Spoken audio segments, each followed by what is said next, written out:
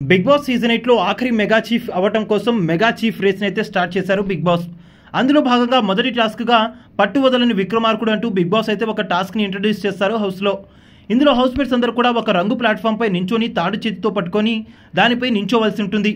అలా ఈ టాస్క్లో సంచాల ప్రతి రౌండ్కి డైస్ని రోల్ చేస్తాడని, ఆ డైస్లో ఏ కలర్ అయితే వస్తుందో ఆ కలర్ ప్లాట్ఫామ్ని తన వైపు లాక్కుంటాడని బిగ్ బాస్ అయితే తెలియజేస్తారు.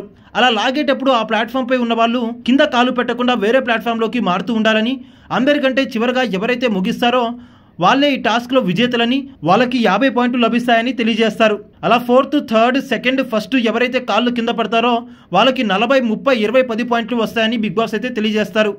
అయితే ఈ టాస్క్లో ఎవరు ఏ పొజిషన్లో ముగించారో, ఎవరికి ఎన్ని పాయింట్లు వచ్చాయో ఇప్పుడు తెలుసుకుందాం.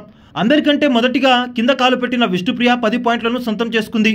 తర్వాత యష్మి 20 పాయింట్లతో, తర్వాత పృథ్వీ 30 పాయింట్లతో, 40 పాయింట్లతో రోహిణి, 50 పాయింట్లతో అందరికంటే చివరగా అడుగుపెట్టిన టేస్టీ తేజ ఈ టాస్క్ని గెలవడంతో పాటు 50 పాయింట్లు అందరికంటే అత్యధిక పాయింట్లు సొంతం చేసుకున్నాడు. ఇక మెగా చీఫ్ రేస్లో జరిగిన మొదటి టాస్క్ అనేటువంటి పట్టు వదలని విక్రమార్కుడులో నిండు కుండలాగా టేస్టీ తేజ పట్టిన పట్టు వదలకుండా ఆ తాడుని గట్టిగా మెలేసి పట్టుకొని ఈ టాస్క్లో విజేతకైతే నిలిచాడు. ఇక ఈ టాస్క్ ఆడే సమయంలో ఆ ప్లాట్ఫామ్స్ మారే సమయంలో చాలా వింత వింత భంగిమలు అయితే కనపడ్డాయి. అందులో అందరికంటే బాగా అనిపించింది ఏంటి అంటే పృథ్వీ తలకిందులుగా వేలాడుతూ కోతిలాగా బ్యాలెన్స్ చేసుకోవడం ఆ తాడుని చేతబట్టుకొని, తర్వాత యష్మి కోసం మగధీరాలో రామ్ చరణ్ వెళ్ళినట్టుగా యష్మి ప్లాట్ఫామ్ పైకి వెళ్ళడం, ఆ తర్వాత రోహిణి టేస్టీ తేజ తన ప్లాట్ఫామ్లోకి రమ్మంటాడు. అలా వచ్చి టైటానిక్ ఫోజులు పెడతారు వీళ్ళిద్దరు కూడా.